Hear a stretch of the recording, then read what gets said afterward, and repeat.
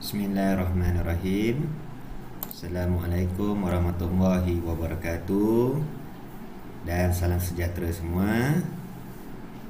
Jumpa kita sekali lagi dalam sesi kelas PDPR kita untuk subjek matematik ini. Jadi hari ini kita masuk topik subtopik yang terakhir untuk tajuk yang pertama ni, iaitu nombor 7 digit. Kalau dengar tajuk saja, sepatutnya kamu dah tahulah apa yang bakal kita pelajari lah. Sebab nombor 7 digit ni maksudnya nombor yang ada 7 digit lah. Nilai tempat itu 7, nilai digit dia pun 7. Okey. Ni maksud dia nilai tempat dan nilai digit. Dua perkara asas ni lah. Jadi kamu tengok jadual ni kat sini. Jadual ni contoh 1 ni. Okey, digit yang di sini adalah 27 sifar 8211. Okey. Nilai tempat untuk digit 2 ni adalah juta. Seterusnya 700,000, sifar ini puluh ribu, 8,000, 2 ni ratus, 1 ni puluh, yang terakhir sekali sab. Itu untuk nilai tempat. Bagaimana pula untuk nilai digit? Jadi nilai digit, kalau 2 digit 2 ni di sini maksudnya 2 juta. Begitu juga dengan 700,000. Kat sini yang cikgu nak tekan kat sini. Digit di sini adalah sifar. Jadi berapakah nilai digit dia? Sifar. Tak adalah kita tulis dia sifar. Sampai 4 kali sifar. Tu salah lah. Sebab nilai digit dia sifar. Seterusnya yang di belakang ni sama saja macam biasa. Kalau nilai tempat dia 1000, 3 sifar dia. Ratus 2 sifar, puluh 1 sifar dia. Sah, ikut saja nombor dia. Tiada sifar lah maksudnya. Cuma ada satu nombor sahaja. Untuk nilai digit ni, yang nilai sifar ni yang perlu kamu kenal pasti. Yang perlu kamu ingat lah. Maksud cikgu tu juta ada berapa sifar dia? 6. Itu dalam kepala. Jadi bila cikgu sebut, cikgu mengajar, kalau cikgu tanya nanti 5 juta, berapa nilai sifar dia? 6.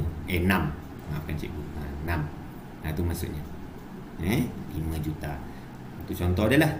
Okey, seterusnya selesai untuk nilai tempat dan nilai digit, kita pergi pula untuk cerakin. Bila cerakin, nak mahir dengan cerakin, kena mahir dulu nilai tempat dan nilai digit. Sebab tu kita belajar tu tadi.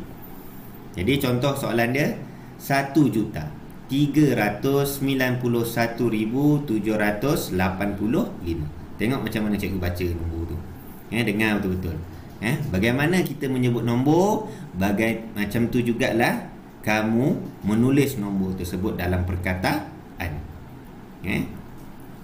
Okey, jadi kita cerakin ikut nilai tempat dahulu. Okey, 1 juta tambah, ni cerakin mesti ada tambah. 300,000 tambah 90,000 tambah 1,000 tambah 700 tambah 80 tambah 5 sab. Itu sajalah. Sebab tu saya cakap bila nak cerakin kena mahir dia punya nilai tempat. Bila dia suruh cerakin ikut nilai tempat. Okey. Untuk cerakin mengikut nilai digit. 1 juta ni cikgu cakap tadi tu. Untuk 1 juta ni sifar kat belakang ni ada 6. Senang ceritanya, 1 kamu tengok 1 dekat sini. Ni 1, kamu kira belakang nombor 1 ni ada berapa nombor? 1 2 3 4 5 6. Jadi nombor yang di belakang ini kamu tukarkanlah kepada 6 sifar. Begitu juga macam ni. 3 kat sini, belakang nombor 3 ada 1 2 3 4 5, ada 5 nombor, jadi ada 5 sifar. Dan seterusnya. Okey, seterusnya cikgu nak tunjuk contoh yang kedua ni. Sama saja, cuma cikgu nak tekankan yang kat sifar kat sini. Okey, bila cerakin nilai tempat, sifar kat sini, sifar 1000. Sifar 1000. Nilai tempat sifar tu masih ada, iaitu 1000. Sebabnya beza dekat sini. Sebabnya bila nilai digit, sifar ini kita tak tulis. Kalau kamu tengok kat sini 90,000 tambah 100 tambah 100. Dia tu 100 kat sini. Tak ada pun tambah sifar. Sebab apa dia tak ditulis? Sebabnya sifar itu tidak mempunyai nilai digit lah. Jadi kena jelas kat situ. Tapi nilai tempat dia masih ada, iaitu 1000. Benda tu kena tahu. Itu saja perbezaan dia. Seterusnya bundar nombor. Dalam topik ni juga dah tahu nilai tempat, nilai digit, dah tahu cerakin, kena tahu bundar. Bundar sama saja. Sama macam kita belajar sebelum ni. Maksud cikgu syarat-syarat itu. Mana syarat dia? Ni kat sini cikgu. Peringatan untuk bundar ni. Sifar 1, 2, 3, 4 sama dengan kekal nombor tu. Apa maksud kekal nombor tu? Kejap lagi cikgu tunjuk contoh kat sini. Kekal nombor atau ada setengah guru kamu belajar sebelum ni tambah dengan sifar. Kalau kamu jumpa 5, 6, 7, 8, 9 ni, kamu kena tambah dengan 1 pada nombor bergaris. Okay, contoh dekat sini. Contoh 1, 1,306,426. Okay, bundarkan kepada ratus ribu. Langkah pertama kamu gariskan. Ratus ribu kat mana? Nombor 3. Gariskan nombor 3. Kemudian nombor yang di belakang itulah yang kamu akan tengok dia punya syarat bundar. 1 ni cikgu merahkan. Nombor 1 kurang daripada 5. Ni dekat syarat ni. Bila kurang daripada 5, maka kamu kekalkan nombor yang bergaris. Nombor yang kita garis tadi kekalkan. Maksudnya kekalkan 3. Ni jawapan ni 3 ikut. 1 kat sebelah ni, 1 yang kat depan ni pun sama juga. Dia tak terlibat. Bezanya nombor yang di belakang nombor bergaris ni. Ni nombor bergaris.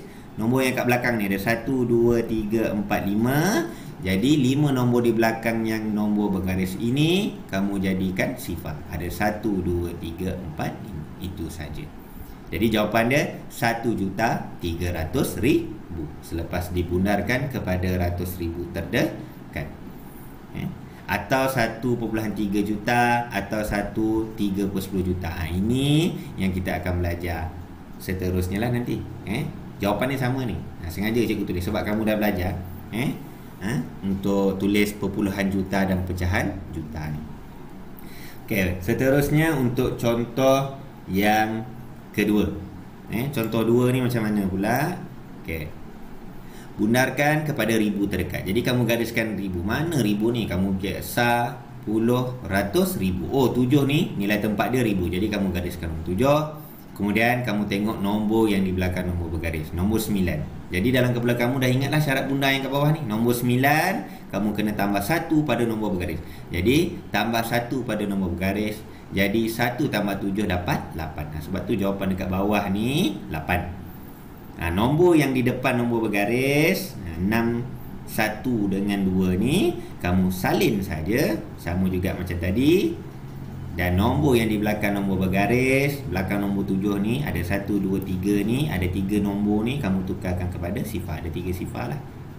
Jadi dapatlah jawapan akhir dia 2,168,000. Ataupun jawapan dia dalam perpuluhan juta 2,168 juta. Ataupun dalam pecahan juta 2,168/1000 juta. Yang ini kamu jangan risau ni. Kalau kamu nampak ni, takut kamu keliru. Tapi cikgu akan tulis lah supaya kamu tahu. Yang bila tahun 6 kamu dah belajar pasal perpuluhan juta dan pecahan juta ni. Jadi cikgu tulis lah. Sebab bila soalan itu dia sengaja nak mengelirukan kamu, sengaja nak bagi kamu sikit kesukaran lah. Dia dah bagi soalan senang bunda, tapi jawapan akhirnya dia nak dalam perpuluhan juta. Jadi kena tulis dalam bentuk macam ni. Tu maksud cikgu. Tapi jalan kerja dia kena buat macam ni dulu dalam nombor bulat. Cumanya kamu kena tukar dalam perpuluhan juta.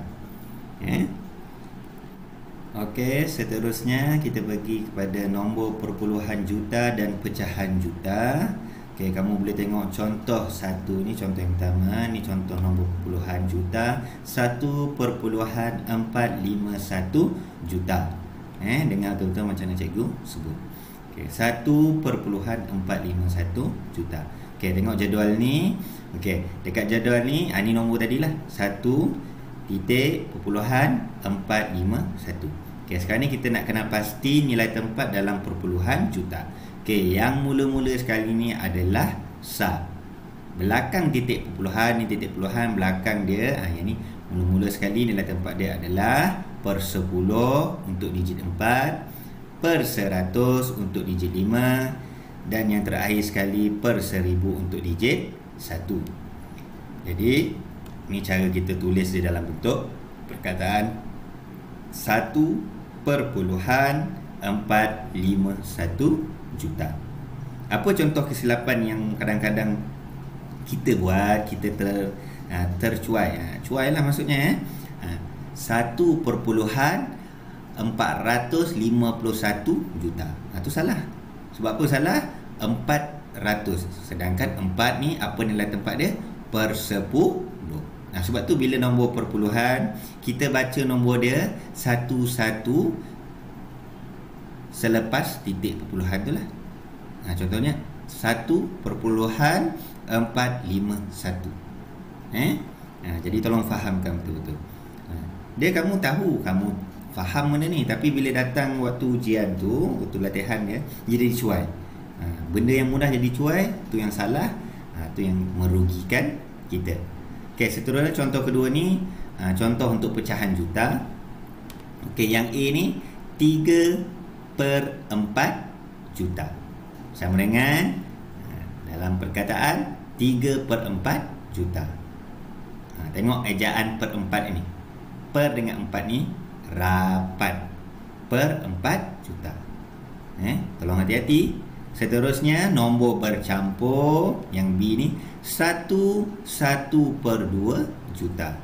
Jadi nak tulis dalam perkataan 1/2 juta. Okey, senang saja. Okey, ini saja, setakat ni saja untuk topik kecil ni, nombor 7 digit. Dan selepas ni kita akan masuk topik baru, iaitu pecahan, tahun 6 punya pecahan. Jadi harapan cikgu tengok video cikgu ni, fahamkan betul-betul. Sebarang permasalahan, kekeliruan, boleh personal message dengan cikgu, boleh PM cikgu.